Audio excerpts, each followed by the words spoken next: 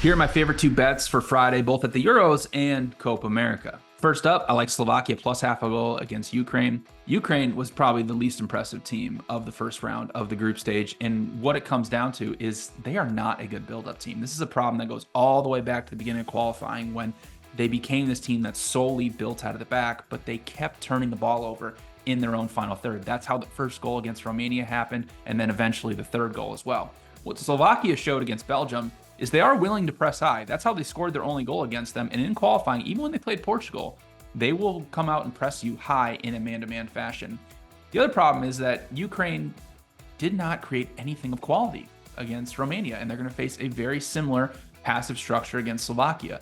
8 of their 13 shots came from outside the box. They only created 0.55 expected goals. And the underlying numbers for Ukraine have been really bad for a long time. Since September of 2021, they have a negative expected goal differential. They have a lot of talent, but you can't outrun bad underlying numbers. So I like Slovakia plus a half at minus 125. For Copa America, I like both teams to score no at minus 140 in Peru versus Chile. These two met in World Cup qualifying in late 2023, and Peru put in a horrible offensive performance. They took 4 shots and created 0.13 expected goals. And it comes down to the fact that they are just a horrible offensive team with no attacking talent.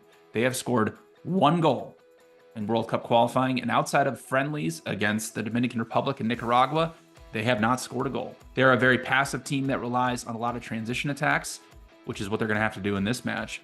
Chile, on the other hand, they are actually a really good build-up team. They led World Cup qualifying in late 2023 in both passes into the final third and progressive passes. But the problem is once they get into the final third, everything tends to fall apart, and it generally ends in some type of shot from outside the box or a low-quality chance. They only average 1.1 expected goals per 90 minutes over those World Cup qualifiers, so I think we have another very low-event type of match on our hands. So I like both teams to score no at minus 140.